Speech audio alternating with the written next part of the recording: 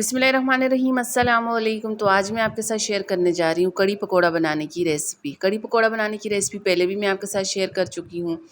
जिस तरीके से आज हम अपने किचन में ये कड़ी पकोड़ा तैयार करेंगे, यकीन करें अगर आप मेरी रेसिपी फॉलो करके इस तरह कड़ी पकोड़ा अपने घर में बनाएंगे ना, तो हर कोई खाने वाला इसकी तारीफ़ ज़रूर करेगा। बिल्कुल सिंपल तरीके से, आसान तरीके से मैं आपको बनाना सिखाऊंगी ताकि आप आराम से इसको अपने घर में तैयार कर सकें। तो चले टाइम ज़ाया किए बगैर मज़ेदार किस्म का कड़ी पकौड़ा तैयार करना शुरू करते हैं।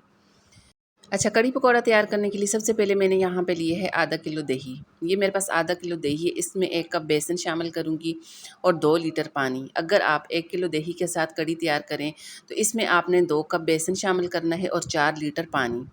परफेक्ट आपकी कड़ी बन के तैयार होगी। अच्छा, मैंने यहाँ पे आधा किलो दही ली है, इसमें 1 कप बेसन शामिल किए हैं। बेसन शामिल करने के बाद ना थोड़ा-सा इस तरह इसमें पानी डाल देंगे और इस तरह इसको अच्छी तरह से बीट करेंगे ताकि इसके अंदर ना किसी किस्म की कोई भी गुठली नहीं होनी चाहिए। बेसन और दही अच्छी तरह से एक दूसरे के साथ मिक्स होने चाहिए। अच्छा से इसका मिक्सचर तैयार कर लेंगे। मिक्सचर तैयार करने के बाद ना इसको एक साइड पे रख देंगे। उसके बाद मज़ेदार किस्म का इसका मसाला तैयार करना शुरू करेंगे। मसाला तैयार करने के लिए एक कढ़ाई में मैंने आधा कप घी शामिल किया है। एक बड़े साइज़ का प्याज बिल्कुल बारीक इस तरह काट के ना प्याज इसमें डाल देंगे। अच्छा, प्याज शामिल करने के बाद ना प्याज को इधर फ्राई हमने नहीं करना। जैसे ही हम इसमें प्याज शामिल करेंगे, प्याज के साथ ही लहसुन और अदरक का पेस्ट भी इसमें शामिल कर लेंगे ताकि दोनों चीज़ें एक साथ ही यहाँ पे फ्राई हो जाएँ। तो मैंने पहले इसमें प्याज शामिल किया है। प्याज शामिल करने के साथ ही लहसुन और अदरक का पेस्ट इसमें शामिल किए, तकरीबन 1.5 से 2 चम्मच। लहसुन अदरक का पेस्ट शामिल करने के बाद ना इधर इन दोनों चीज़ों को अच्छा सा फ्राई करना है। इतना फ्राई करना है ताकि अच्छा सा गोल्डन सा इनका कलर आना चाहिए। तो यहाँ पे आप इसका कलर देखें, जैसे इस तरह का कलर आ जाता है, उसके बाद जो दही में हमने बेसन शामिल करके, पानी शामिल करके इसका मिक्सचर तैयार कर लिया था, वो इसमें डाल देंगे। अच्छा, मैंने दही और बेसन के मिक्सचर में ना थोड़ा-सा पानी और शामिल कर लिया था। टोटल हमने इसमें 2 लीटर पानी शामिल करना है, क्योंकि इसको हमने ज़्यादा देर तक पकाना है। कड़ी तभी मज़े की बन के तैयार होती है, जब इसको ज़्यादा देर तक पकाया जाए, तभी ये टेस्टी बन के तैयार होती है। दोबारा से इस तरह इसमें पानी शामिल करेंगे, अच्छा सा मिक्स करके इस तरह इसमें डाल देंगे। ये सब शामिल करने के बाद ना अब बाकी के कुछ मसाले हमने इसमें शामिल करने हैं। अच्छा, मसालों में सबसे पहले मैं इसमें शामिल करूँगी लाल मिर्च का पाउडर। 1.5 चम्मच इस तरह लाल मिर्च का पाउडर इसमें शामिल करेंगे। 1 चम्मच हल्दी पाउडर शामिल करेंगे। उसके बाद मैं इसमें शामिल करूँगी धनिया पाउडर। तो 1.5 चम्मच इस तरह धनिया पाउडर इसमें शामिल करेंगे और साथ में मैं इसमें शामिल करूँगी ज़ीरा पाउडर। 1 चम्मच इस तरह ज़ीरा पाउडर डाल देंगे। 1.5 चम्मच मैं इसमें शामिल करूँगी नमक। अच्छा, नमक और मिर्च ये तमाम चीज़ें ना आप अपने टेस्ट के मुताबिक कम ज़्यादा कर सकते हैं। तो इधर मैंने इसमें शामिल किए है 1.5 चम्मच नमक। अच्छा, ये सब ड्राई मसाले शामिल करने के बाद आपने इस तरह चम्मच चलाते हुए इतनी देर इसको यहाँ पे पकाना है जब तक कड़ी में अच्छी तरह से बॉयल ना आ जाए। चम्मच आपने नहीं रोकना। अगर आप चम्मच रोक लेंगे, चम्मच निकाल देंगे, तो कड़ी आपकी फट जाएगी, मज़े की नहीं बनेगी। आपने इसको जब तक अच्छी तरह बॉयल ना आ जाए तब तक आपने इसी तरह चम्मच चलाते हुए इसको पकाना है। उसके बाद इसमें शामिल करनी है हरी मिर्चें। फ्लेवर के लिए इस तरह हरी मिर्च इसमें शामिल करेंगे और इसको कवर लगा के, हल्की आंच करके कवर लगा के 1 घंटे के लिए पकने के लिए छोड़ देंगे। जब तक हमारी कड़ी तैयार हो रही है तब तक इसके लिए तैयार करेंगे पकोड़े। पकोड़े तैयार करने के लिए यहाँ पे मैंने एक बाउल लिया है।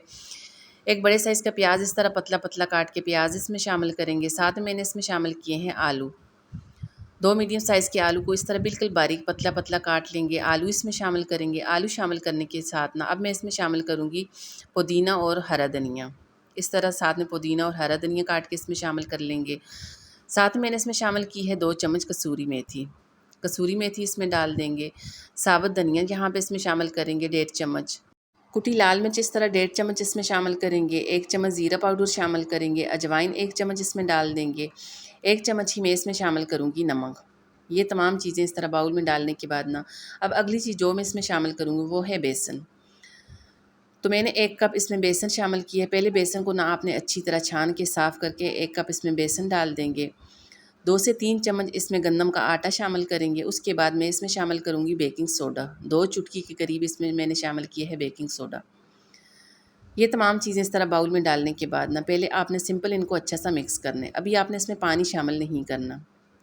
पहले आपने इन तमाम चीज़ों को अच्छी तरह से मिक्स करना है। जैसे ही तमाम चीज़ें एक दूसरे के साथ अच्छी तरह से मिक्स हो जाती हैं, उसके बाद थोड़ा-थोड़ा करके आपने इसमें पानी शामिल करना है। अभी भी आपने एक साथ इसमें पानी शामिल बिल्कुल भी नहीं करना। अगर आप एक साथ इसमें पानी डाल देंगे, हो सकता है यहाँ पे पकोड़े का मिक्सचर पतला हो जाए। मज़ीद बाकी की चीज़ें भी आपको फिर शामिल करनी पड़ेंगी।